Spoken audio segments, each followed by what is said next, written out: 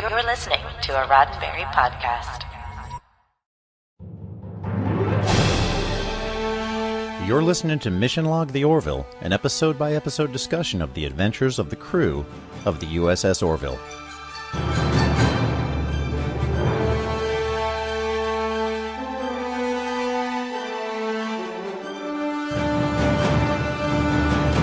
Welcome to another episode of Mission Log the Orville.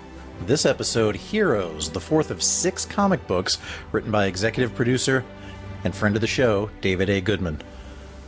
This is the one where Talla cosplays as a superhero to protect a family of Akudans.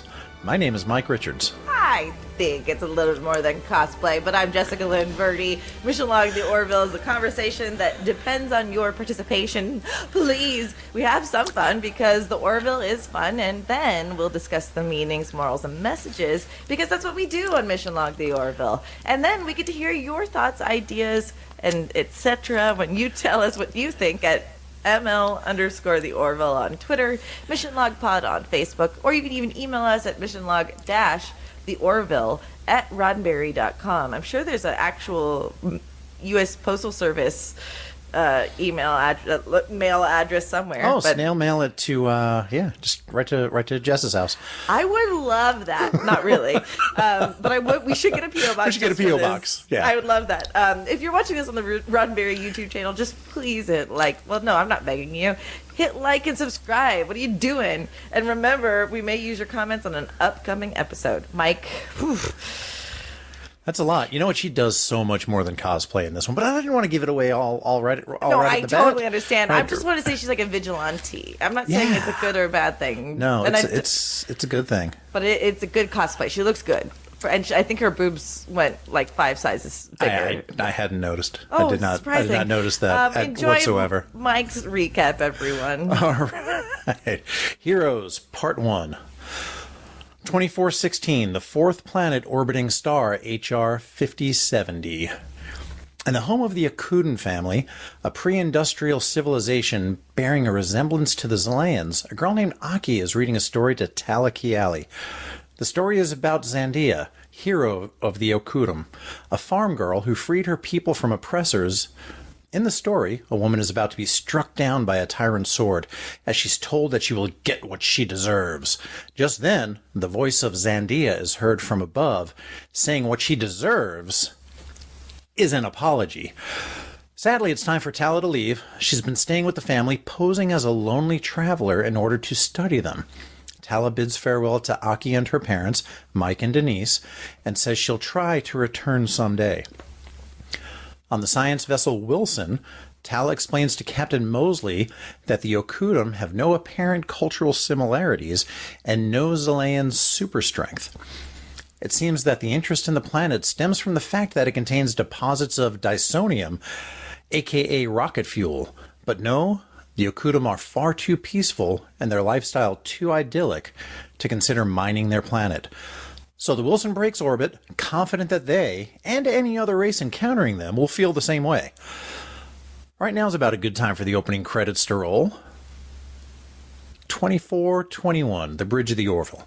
Talla explains to Ed and Kelly that there's no way the Okudum would have a quantum reactor. Yet there is one, as well as a ship of unknown configuration. Ed signs out a shuttle, or maybe Gordon signed it out. You never know with those two, because they're like, oh, who signed out the shuttle? Oh, God, I don't know. And he takes Talla, Claire, and John to check things out. Under cloak, they put eyes on the mining operation controlled by the Nas, a race of pointy-eared Millennium Falcon co-pilots who are not members of the Union. Ed decides to take John and learn what they can about the Nas, while Talla and low-key disguised Claire make contact with Aki's family. Meanwhile, Ed and John realize the Okudum are being forced to mine dysonium by hand, which is bound to make you real sick real fast. Back at Aki's house, Denise explains that the Nas came about a year ago, forcing everyone to work in the mine. Their leaders resisted and were killed for it. Now Mike is getting sick from dysonium exposure and overwork. He warns Talla and Claire to leave before their foreman, Illis, finds them and puts them to work. Segueing brilliantly to Illis, the bewhipped little guy spots Ed and John reconnoitering the mine and sends a drove of pequeños to get after them. But Ed and John are able to escape in the cloaked shuttle. Aki, now a young woman, gifts the story of Zandia to Talla. After all, it's for kids, and she doesn't need it anymore. Back on the Orville, Admiral Perry says the Union isn't in a position to help these people, as it could be seen as an act of war. While Kelly Exposition adds, the Union doesn't need any more enemies right now. Does the Union ever need more enemies? Ed wants to contact the Nas and open negotiations, but Admiral Perry orders them to go to New Rochelle before sandstorm season begins. Talla finds Ed's decision to go along with Perry's orders infuriating to the point that she opens a jar of pickles on the conference table before retiring to the mess hall. There, the story of Zandia gives her an idea to take a few days leave, just a little time off. Oh, and she's going to need the chief medical officer and the chief engineer. Ed decides not to ask any questions, which is probably wise. In the Okudum village, the Nas force Mike back to work as Aki tries to protect him. One of the Nas strikes her and says, "You deserve more than that." A voice from above is heard saying, "She deserves an apology." Part 2. Talla, in full-on Zandia mode, attacks the Nas as she's taking fire from their weapons. Not a problem. The suit is made of Mocklin-Barty armor, and between that and the Zalayan overboob, Talla is completely protected. Her sword, made from hull plating, can cut through anything, and she makes quick work of the Nas. She jumps away in a single bound as Aki looks at her and says, "I know who she is." Reporting the event to Illis, he orders his underlings to deploy the Juggernaut and kill her. Talla suits up to lead the Juggernaut, a.k.a. a space tank, away from the village, as John and Claire blow up the mining equipment real good. Talla subdues the Nas tank commandos and sends it back to Illis with a note saying, "Illis, I'm coming to get you." Lying in wait, Talla confronts Illis in his office. Poor little guy can't leave. If he did, his superiors would kill him, so he has no choice but to stay. After all, Zandia hasn't killed anybody, and while Talla won't kill Illis, she's at an impasse.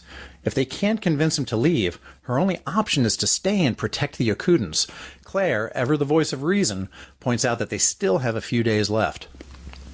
Except in the meantime, Illis is connecting the dots. You see, a few days earlier, he told Aki to fetch him some water, as another villager interfered and accosted him. He doesn't know who this villager was, but he suspects Aki does, and that she's the person posing as Zandia.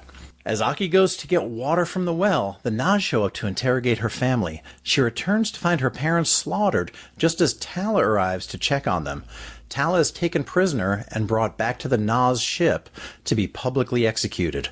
As John and Claire discuss a plan to rescue Talla, Zandia, albeit in a slightly different costume, plunges her sword through Illis's chest and slays the rest of the Nas leaders.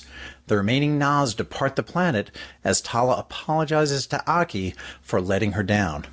Aki tells Talla, "You can go. We don't need you anymore." On the shuttle, Talla laments, "What did we do to that poor girl?" John replies, "We didn't do anything. They did it. Now she's the hero." Talla thinks of a quote from a book the captain gave her. "There are no heroes. In life, the monsters win." The end.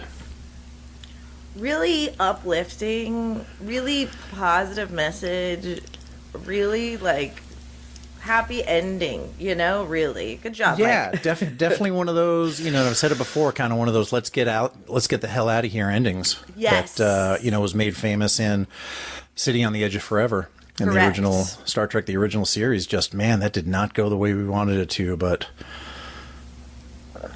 there's nothing we can do about it now. It's just time to move on. Yeah, I almost question how many fun things we could talk about in this episode before we have all of the morals and meanings and messages in this episode. So yeah, I noticed when I was putting my background notes together that I've got an awful lot of those and not many lighthearted observations, but we'll just go ahead and jump in and see where we go. yeah, let us know what's going on with this episode. Written, of course, by David A. Goodman, artist David Cabeza, and colorist Michael Atea.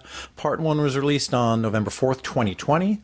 Part 2 released on December 2nd, also 2020. Set between seasons 2 and 3. And the first part happens in 2416, where Talla is visiting the Okudum for the first time, and then the rest of the story happens in 2421.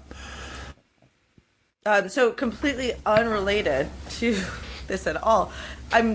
What's up with your shirt? I think it's a daisy. Do you? Oh, yeah. This shirt is from Starbase Indy, which is a little con in Indianapolis. Very and it's cool. A Pride Month shirt. It's got the rainbow colors in a stripe in front of what looks like the Regular One space station, and it just says Starbase Indy convention. I think it's from 2019 or 2018, something like that. Very cool. So I thought it'd be a good Pride Month shirt to wear. It's the least we could do. I love a good rainbow. So yeah, thanks for pointing that out. Yeah, it's cool. You got cool shirts. Thanks. We talked about David Goodman's ability to think of a story, sit on it for a while, and wait until the iron is hot to strike, or until he finds the right channel for it. He actually pitched this story in season 1 in the writer's room. And he envisioned making Alara Katan kind of a superhero on an alien planet. But it was rejected by so-called showrunner Seth MacFarlane. And if he doesn't like the idea, man, it ain't going to go anywhere. That's all there is to that. Well, and I don't think his instinct was incorrect. Yeah, it's just, there's a certain amount of stories they had to tell. I think season 1 was already very Alara Katan heavy. Sure. There were a number of stories already, episodes dedicated to that character. But David was able to use it as this for the comic book. And he said Jessica Zorro was over the moon when she learned that she would be a comic book Zorro, which is... that's so... Yeah, she seems like a cool chick who, I mean that with respect, like who would be like, awesome. Yeah, yeah. And I think this, this turned out to be the maybe a really good... Talla story that we never really got, right? 100% my thought. She showed up a few episodes into season 2. Deflectors was a story that was centered on. There was some thought that was written. That it was a great story, but people think it was sort of centered or inspired by the woes of the love life of previous Solayan security chief Alara Katan, and that it wasn't really a Talla story. No, but it didn't not work, right? It worked. It worked. In fact, I remember that was a story that made me hate Clyden. Oh yeah, for a long time. I think it was a stronger episode in making us hate him rather than like. And you're right, like because we've talked about this before in previous episodes. She gets dropped in, and she doesn't get a lot of character building, which also makes sense why this maybe wasn't the greatest intro to Alara, because what they did so well in season 1 was give us episodes that we needed to see the character growth. We get set up for what each character needs at the episode 1, and then the first episode we get with Alara is, I don't want to be captain. I can't do this responsibility kind of thing. Yeah, and we get Talla, who's more, mature, more confident, more, I would say, fully realized. Yes. And not as much kind of the way you'd kind of the way you'd pop in a character into Star Trek the original series. There's no backstory, they're fully realized. Captain Kirk on day 1 is just like Captain Kirk on the last episode of season 3. Bad example. Hey, we're all doing with what we can. We didn't get the 5-year mission, man, unless you watched the anime. That's it, man. Nobody wanted to turn about and trigger be the last one. No one. That's why there's so many conventions. But I think actually the grander lesson here is in someone that like David Goodman, who's like, okay, I totally hear you that this is not the right thing for season 1. That doesn't mean it's a bad idea. Yeah. Or just that there's no room for it. Learning how to not let that be discouraging is such a good overall lesson to apply to so many different things in all of our lives. Like if someone doesn't like the thing you're doing, either it's annoying or go find the right room for Yeah. it. There's like two options, and I love that. And we're planning on having him back on the show, but that was that background on how he came up with the story, being a big Zorro fan and kind of holding on to it for the comics. He shared that on the Quantum Drive podcast. Oh, very cool. Not too long ago, May 10th, 2022. HR 5070. I'm sorry. 5070. HR Puff and Stuff. HR Puff and Stuff. Sigmund and the Sea Monster. Yeah. Is that's an actual Linville. star. It's about 70 light years away. So I guess at maximum speed, they can make it home in about 7 hours. Sick. Based on their 10 light years per hour. And that's actually visible in the night sky. Speaking of actors, this was interesting. I actually got this from the Orville Wiki fandom site. Captain Mosley, and as soon as they pointed it out, I was like, yes, that's exactly right. Resembles an actor named Yaphet Kotto, who was... he was in Homicide, Life on the Streets in the 90s, but listeners of this show may know him more from Alien or The Running Man. There you or go. the first movie I remember seeing, like with my dad and my brother, that like wasn't a kid's movie that they were taking me to, but it was a movie they were going to that they brought me along for.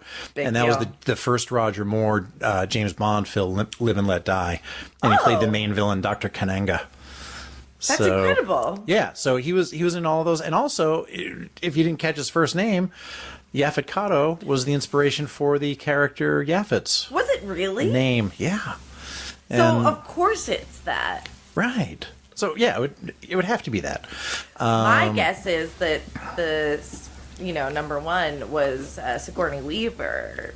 That definitely did look like that because that would have had like an Alien tie-in for both of them. Oh my god, 100%! It's that. Yeah, so it could have been that. I picked up on the name, which was just they just called her Barrett, which was Majel Barrett, and there was Sure. definitely a Majel thing there. The hair, there was for sure. kind of like more of like a Loaxana Troy There was brunette definitely a era, Loaxana thing curly there. hair era. Anyway, Majel Barrett, no introduction needed for this crowd. The first lady of Star Trek. I'll just leave it at that.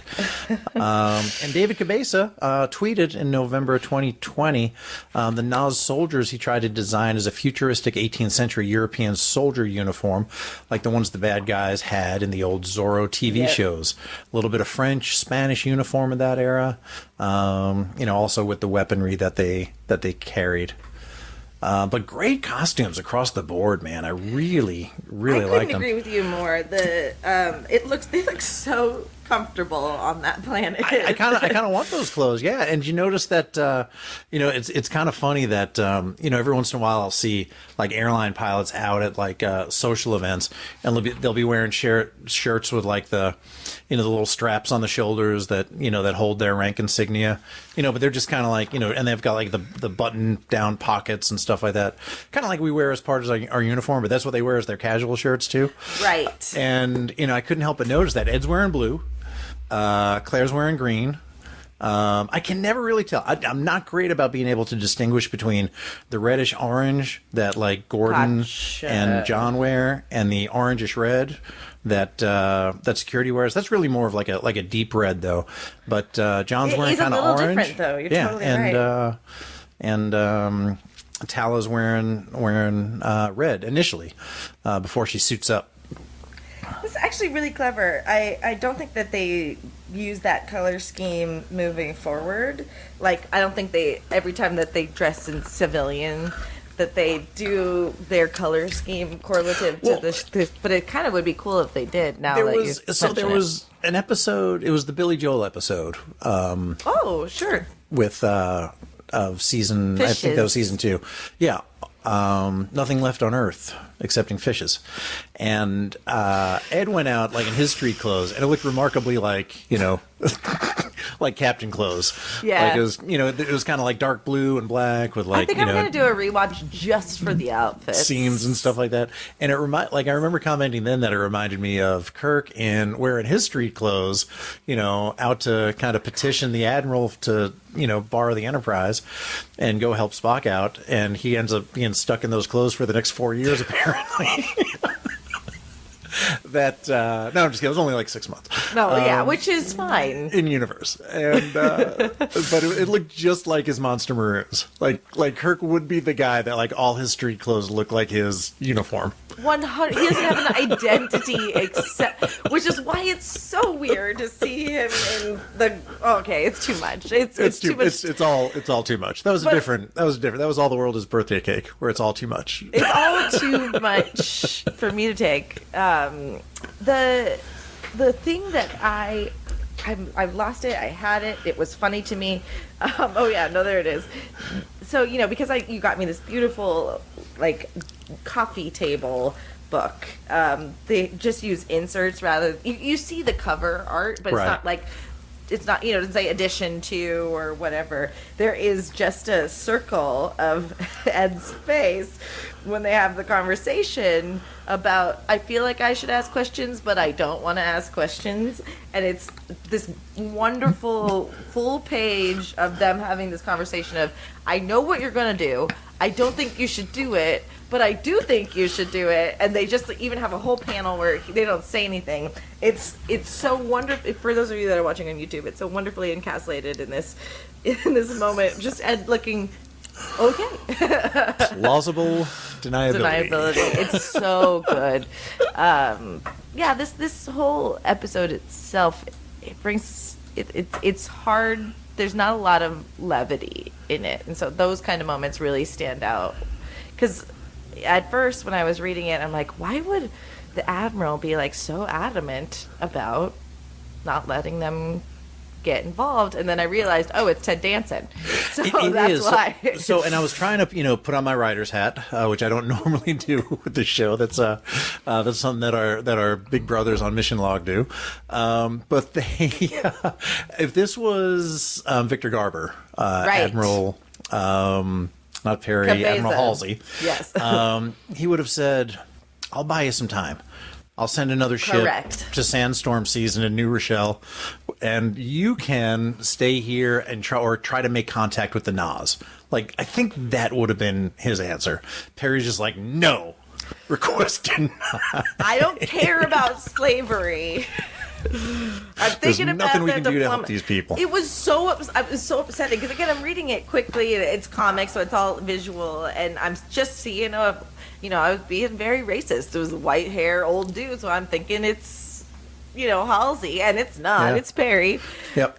But we did do a pretty good job of like categorizing. Like each admiral isn't just, okay, let's just put in Ozawa for this episode. They have specific like slants of thought, and so it each one serves different parts of the story, which I think they is do. really, and they use it well. It's just like I don't know if there's like with us, we have a chief pilot on call, right? So if we have a question anytime of the night or day when we're out flying around, we can call and be like, "Oh yeah, what should I do?" I never call them because you're so good. I know what to do. You're so no, good. I'm just kidding. No, it's a resource, and you should reach out to that's them. awesome. Absolutely, that's awesome.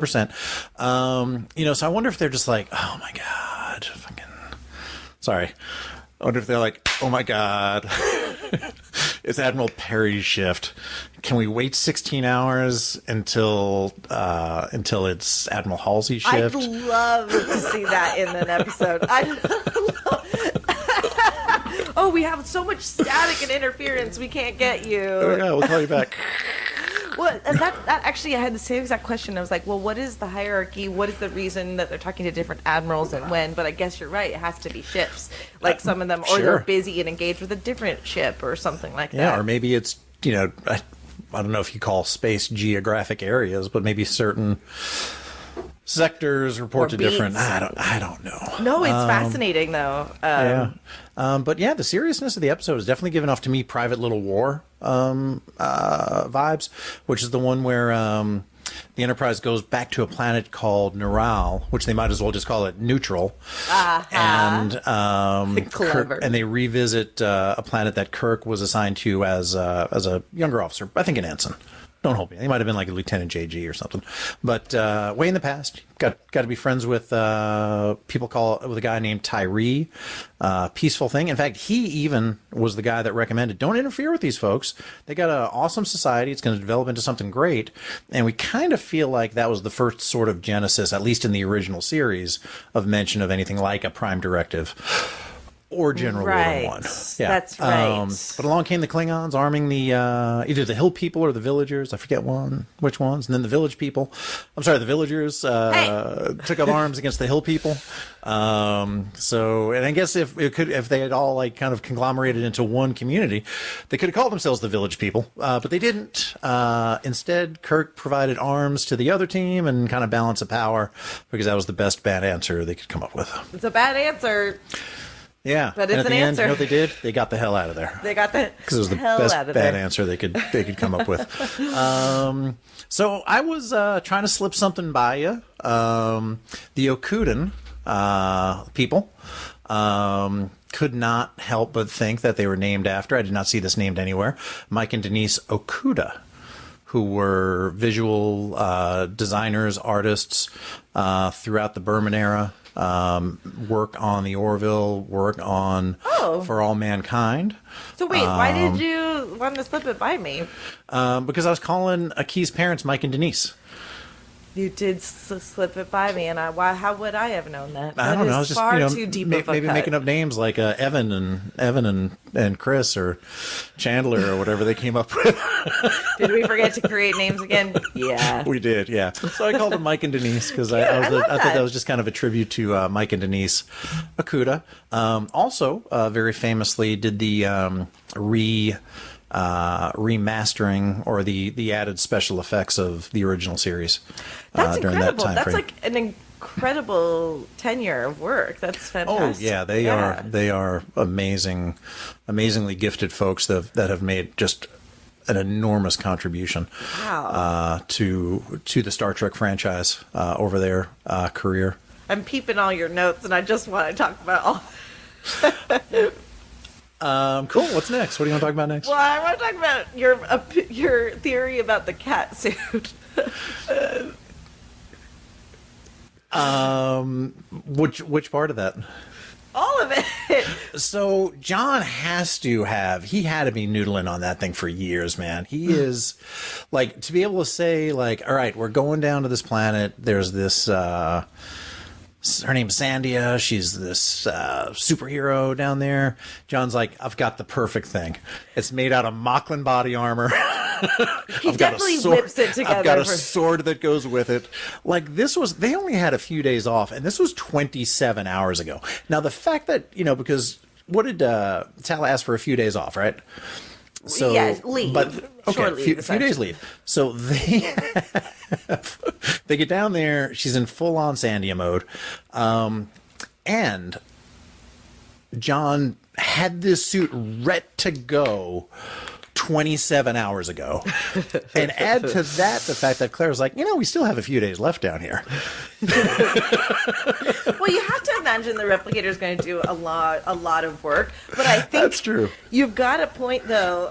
Let's extrapolate this further. I think he's had the idea of the suit for a while, which is such a great narrative idea. Because why does he know how to build this kind of suit so quickly? I think he hooked up with a chick that left a suit that was like this. There's definitely, he had the model for these ideas. Or is he like a total comic book geek who's Could be that. If I needed to make a sword right away, how would All I know is it did not take him very long, just via the math, to get up to speed on this. It's so, you know what it is? I wonder if he knew Talla and what Talla needed, and he could put it together real quick. Like, he knew her measurements and everything. Oh yeah, he knew her measurements. He's gonna get more intimate with her measurements in season 3, but that's right. We already covered that. We're not even jumping the timeline now. We can look back on That's that. Exactly right. But the other thing I really liked was Ed's Union branded coffee mug. Like, there's a lot of talk of the Janeway coffee mug, but this thing was stainless steel. It's got with Yeti with the logo vibes. facing out. Yeah, it was great. Not a lot of not overly space coffee cup just kind of a nice, simple, elegant design. I wonder if they would start making these things, I'd just be like, shut up and take my money. I know, and like. People are really weird about merch, and this is like my little soapbox. Like, people start getting mad at people that are involved, even peripherally, at people for merch not being there, or not, like, we saw it with a friend of ours who was like attacked for not having an answer on a thing that they shouldn't have had an answer on. Merch is awesome. Sometimes it's not. I don't know what my point is. It's just like, it'll be there, or make it yourself. You're not supposed to. I want that Yeti branded mug, though. You're totally right. And if not me, who? And if not now, when? Or however that thing goes.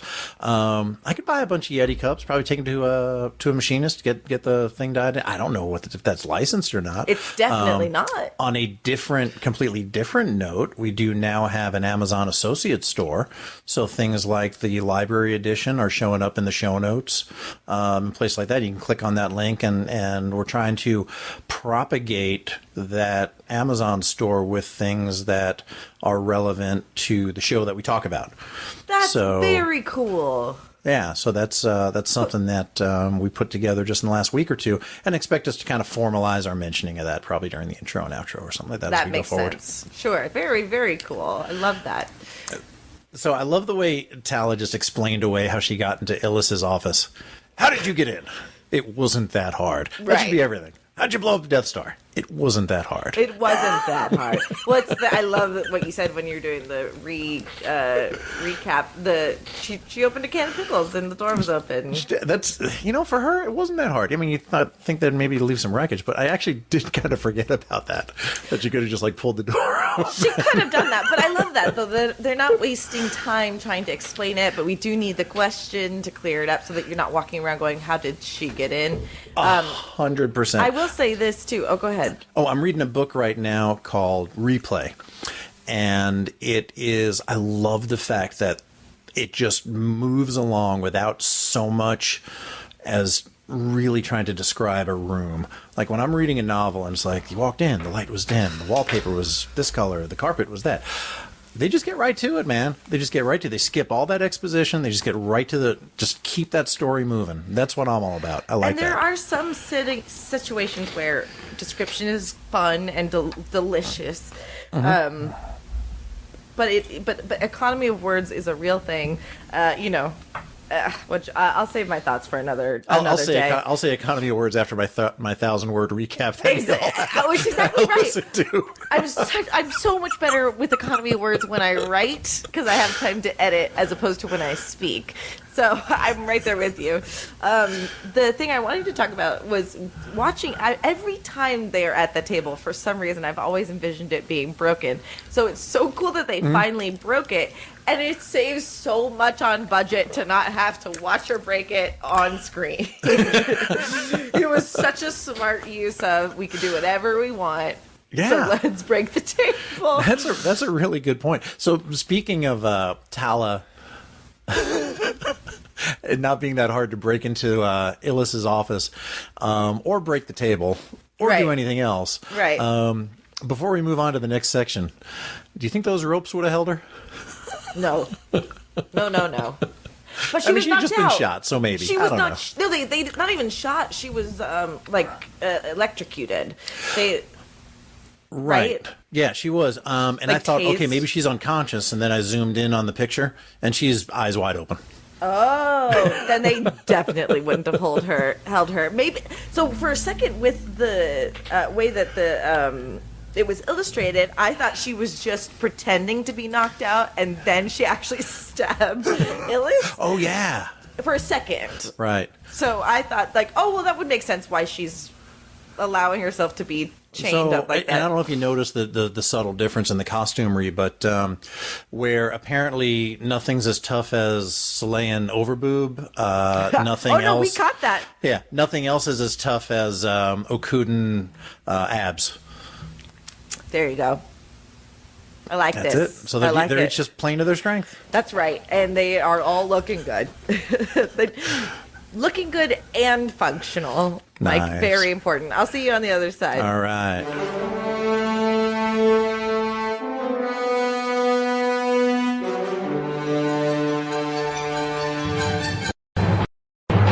So we've come to the part of the show where we explore the big ideas in the comic book heroes and discuss the meanings, morals, and messages to see if they align with the Roddenberry Star Trek philosophy.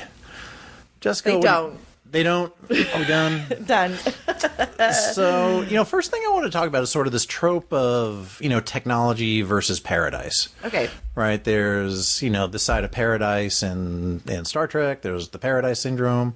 One was the spores that just make you happy, but you don't move. You don't get any progress. You don't move things forward. Like the community lead said at the end, we wasted the last 3 years. We didn't build anything. We didn't do anything. The Paradise Syndrome was where Kirk fell in love with Miramani. He fell in love on average. People think more, but was on average about once per season. Right? We had Edith Keeler. In love is different than in lust. Yeah, than just trying to manipulate some poor woman to get what he wants, which is usually the rest of the episodes. Which only 5% or so of the episodes did he have any kind of relations with a female. So that's overstated. But Miramani, who we think bore his child after he left. I don't know. We never went back there to check. Why do we think that? Because she was pregnant. Was she? Yeah. I don't remember this. I don't remember if she lost the child or not. She may have lost the child. I don't remember this episode at all. The Native American episode? I am Kirok. No, great. Nothing? I haven't watched the last season in a long time. Okay. And also Requiem for Methuselah, where he fell in love with Flint's robot girlfriend. So those are kind of like the three big, lost loves, I think, of James T. Kirk. Sure. The last one having to do with paradise, which is how he got off on this tangent. There we go. But technology versus paradise, I look back let's look at what do we even want to talk about? This is pre-industrial revolution, right? Aki said she was a farm girl just like me. So I'm thinking agricultural society, agrarian, farm life, that kind of thing. Was life like that better than, after there were things like farm equipment to help lighten the load a little bit? Was it better before other kinds of technology, like what we have now? Information at your fingertips, automobiles, lawnmowers, I don't know, big equipment to, work the farms, work the land. I don't know. I don't know. I don't know if I buy into the technology versus paradise being sort of mutually exclusive of each other. They're certainly not, and the ideal of what I think the Orville and Star Trek try to say is once you don't have to toil for something, you can stop fighting for that thing, and I think that's more akin to a paradise. If we believe that when the machine does the work of a man, that a man becomes a little bit less of a man. Well, there's something to be said for that, right? There's a lot of people that want to have a return to, the simplicity of having to toil the land and use a horse to hoe the... I wouldn't last a day. But that's just it. And is this paradise right now? The problem is we can't compare our world to the technology that we have. We can't say our world is a paradise by any stretch of the imagination. No. In an alternate universe, the things that we have probably might not be used for as much evil as it's being used for. I'm sure there's a simulation where this turned out okay, and but the corruption of it all. Let's put it this way: the nils, the bad boys, the bulldog babies, they saw that these people didn't have an opportunity or a way to protect themselves, so they were able to be taken advantage of. So at in any way, those, even paradise can be taken advantage of. I don't think paradise exists at all. I just don't think it does. I think paradise is a concept rather than an attainable reality. You know, there's the thing that, and this was an independent note, but now in my head I'm seeing how they sort of interconnect. When Ed and John witnessed the Okudan being used as slave labor, just literally using wheelbarrows in their hands to mine the Dysonium, the conversation between the two of them went, slave labor saves on wear and tear of your equipment. And I think John replied, especially when the labor is disposable. There's, an argument that what put, the industry of slavery in jeopardy in the 1860s was the development of equipment like the cotton gin that enabled, those tasks, those functions to be mechanized. Now, at the same time, the biggest industry in states like Virginia at that point had moved from agriculture, from farming, to slavery, to acquiring slaves, selling slaves to Western states. And that's where the threat was, their existential threat, was that if these machines came along, slavery would no longer be necessary. Their industry, their meal ticket would go away as well. So to me, that technology can actually have some really beneficial aspects to it if you are willing to accept that sequence of events. By no means am I comparing slavery to oil, but in much the same way, oil companies and lobbyists holding on with a death grip to cars and not accepting climate change, or that even if climate change didn't exist, folks, we'd still have a better, more healthy society if we didn't use as much gas. We just totally. And that kind of brings me back, last week to the point that I made that whenever anybody is in power, my default position is that they're trying to hold on to power. Even if they had the best ideas, the most altruistic goals, as soon as they get in that seat, if they don't hold on to that seat, they're not going to be able to do what they want. And these folks that are pulling these strings, like you said, with that example, the oil company, pick anything else. If their position goes away, so does their entitlement, so does their way of life, and then that whole house of cards just tumbles around them. So they're going to try to hold on to that with however they can. Steve Bannon is a great example of this that I think not a lot of people know about, but he is one of the most wealthiest people of knowledge when it comes to climate change. He has personally bought up stores of research that prove or help understand what our world is going through, so that in the event when it finally can no longer, he's keeping it to himself so that he can still benefit from that information not being out there. And then once we have to have that information, he will also be the primary stockholder of that information. Right. It is insidious, and we have no control over it, and it's very frustrating to talk about it, which is why Talla must have been very frustrated. My question to you is, do you feel like Kelly and Ed were super laissez-faire about, I guess we can't do anything about it? When it's important to them, they get involved, and it was important to Talla, and they didn't get involved. So, and that's exactly what I was just typing as you were asking me the question.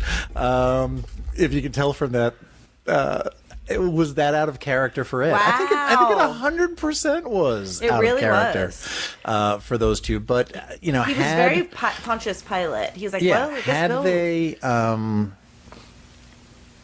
all decided that they were going to disregard Admiral Ted Danson's orders and go ahead with, go ahead and try to help there. One, I don't think anything would have changed, other than the fact that maybe Ed had gone with them also, which would have been a terrible idea anyway. Right. But I think it would have ended up in the same place. I did think it was out of character for Ed and Kelly to capitulate so early. Yeah. Yes, absolutely. So here's the thing. Spoilers. All of Talla's actions get Aki's parents killed, and also turns Aki into a vigilante who is, robbed of her innocence. And it was, she wasn't the one that did this, but it hastened what was probably inevitable. Like, Aki's dad was probably not far from death the more they made him, work. Because he was dealing with the Dysonium, obviously, firsthand. And by Aki's dad, she means Michael Kudum. Correct. And Denise, they end up, I'm sorry, hopefully they don't in real life, but they end up dead because of Talla. And I don't know how you live with that guilt, honestly, because it brought more attention onto Aki than would have been. Yeah, I think, and I wonder, like, to have this play out the other way, does Dad die? Because these guys aren't going anywhere, right? There's significant mining deposits on this planet that the Union identified. If they're going to mine it by hand, another planet would have done that too, by the way. Right. If they're going to mine this by hand, they're not going anywhere, right? They're going to, her parents are going to die. Are they just making the men do it? Like, I don't think there was any talk of Denise having to get out there and mine Dysonium. No, it didn't seem that way. I don't know if they are just making the men do it or if it was just... Yeah. Because they were chasing after John and Ed, so it's possible. Right. But either way, Dad was probably going to end up...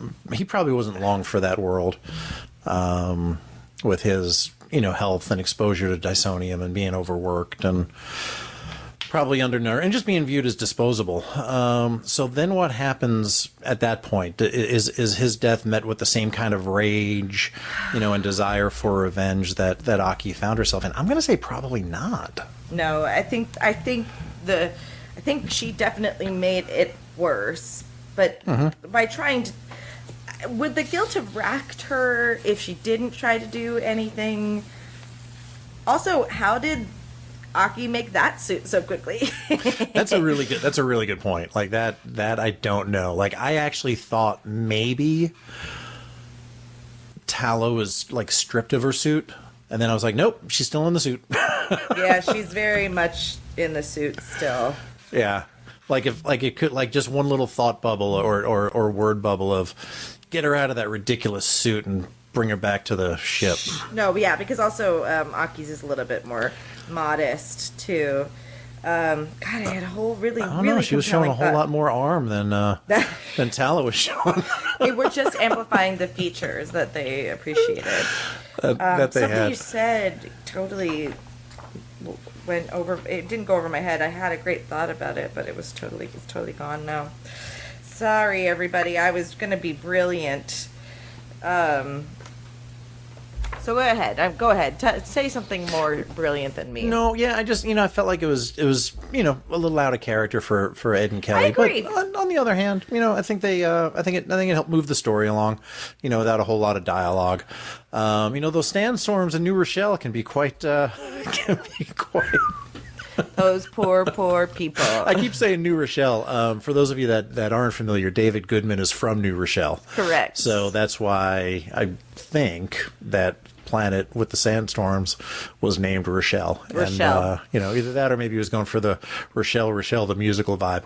I don't know. You got these deep cuts that no one else has. Illis mentioned to Talla that I'm not afraid that you're going to kill me because you haven't killed anybody. But if I leave here, my superiors are going to kill me, so I'll take my chances with you. Does that make Illis a sympathetic character at all? It plays to the morals of Talla.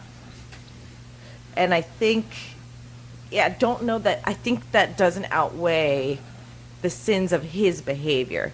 Could he, they probably are just not a very nice people in general, but could he be treating these people with a little bit more respect and still mining Dysonium? Probably. Like, I think does his actions are actively killing people, right? Yeah. So I don't think it humanizes him enough. I mean, if nothing else, it's just like completely oppressive. Could Talla have been the one to hold the talks right there? Like, look, I've got you dead to rights right now.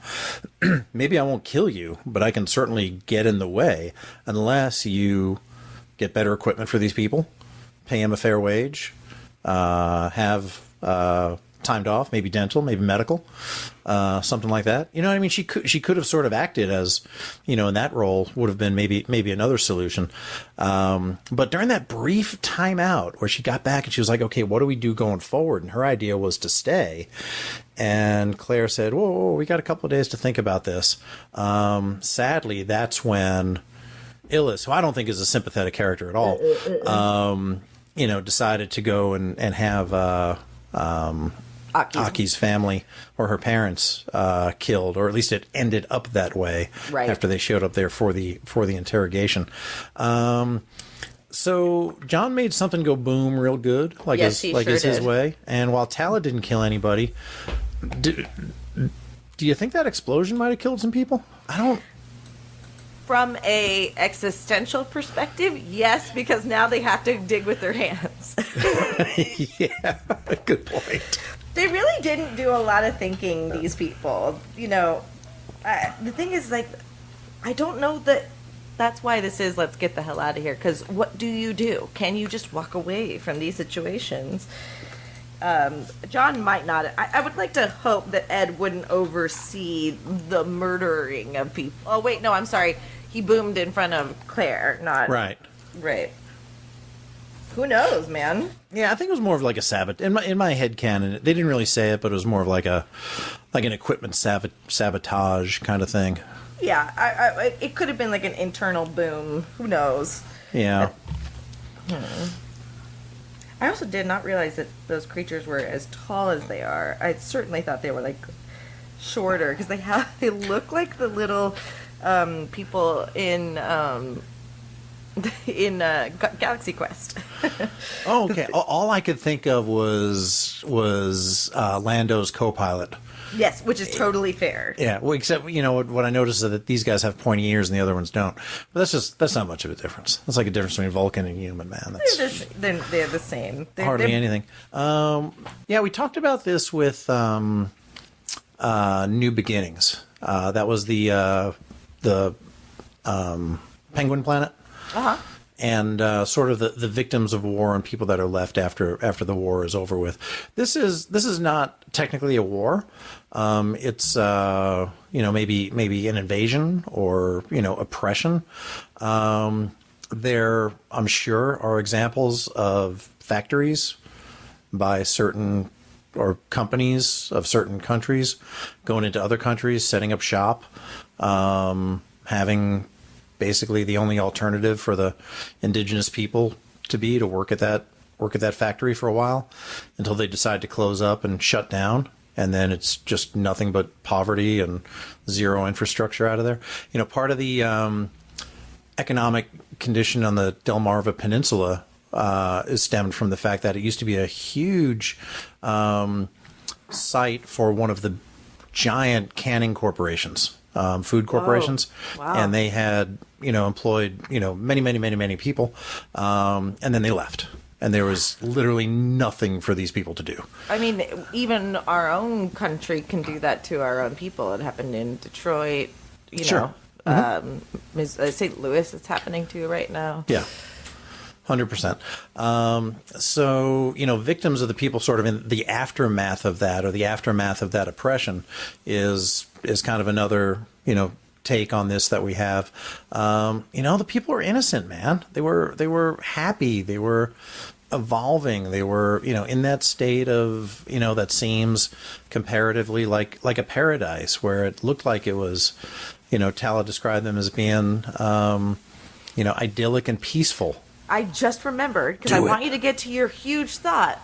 But why did Talla have the authority to make the entire decision for the Union to not mine there? Just because it was her advice that it was a perfect like society that it would have been destructive. Yeah. Like she was the one who was like, no, I don't think we should. And then they went, okay, great, we won't. But in a weird way that her decision made it so that they were vulnerable to other people. Like they had to see that as like, they saw that there was a lot of Dysonium. They should have been able to know that, well, that makes them a little bit sitting ducks to some extent. This goes back to the long and storied tradition in Star Trek to leave a planet and not put cones up around it. Yes. Like they should have put some cones up around this planet and said, "Don't come back here." And that's why I kind of got a little bit of a laugh in the to myself because I always laugh at my own, observations. You should, you should. The ship takes off, confident that neither they nor anybody else will ever come back and mine this planet, because of course they were going to get exploited by somebody else.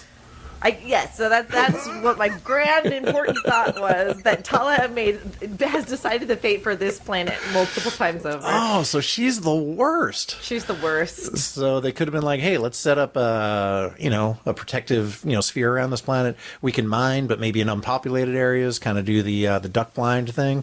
That's always worked out so well in other Star Trek stories. Oh my God.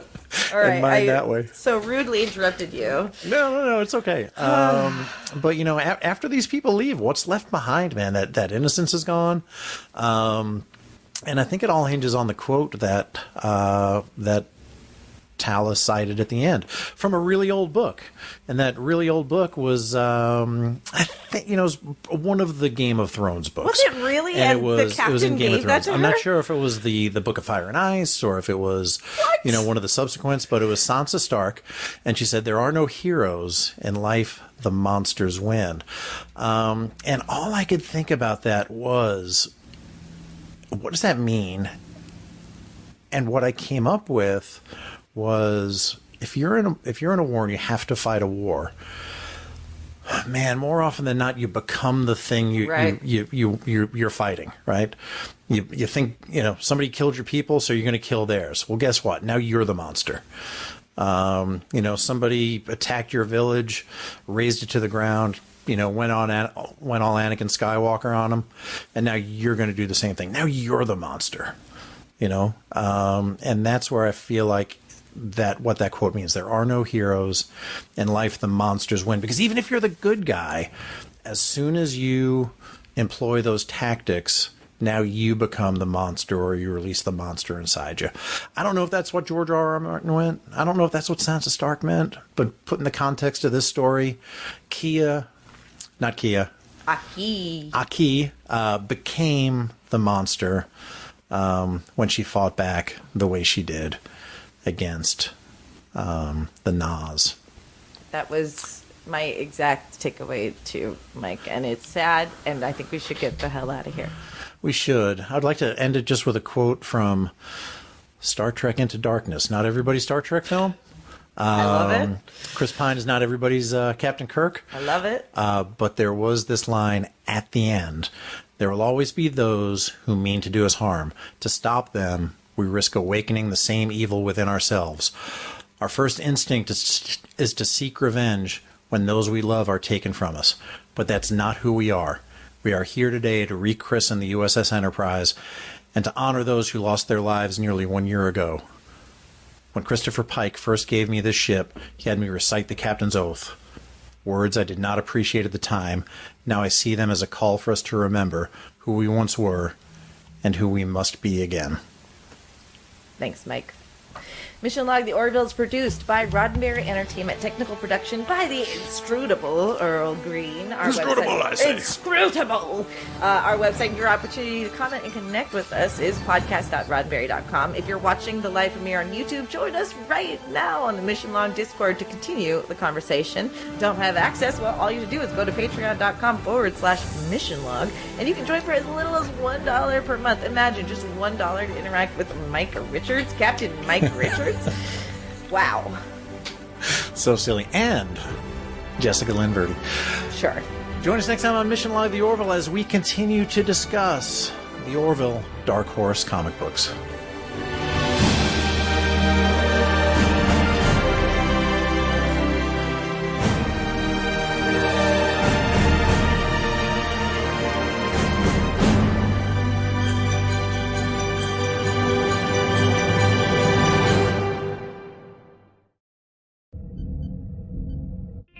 This is a Roddenberry podcast. For more great podcasts, visit podcast.roddenberry.com.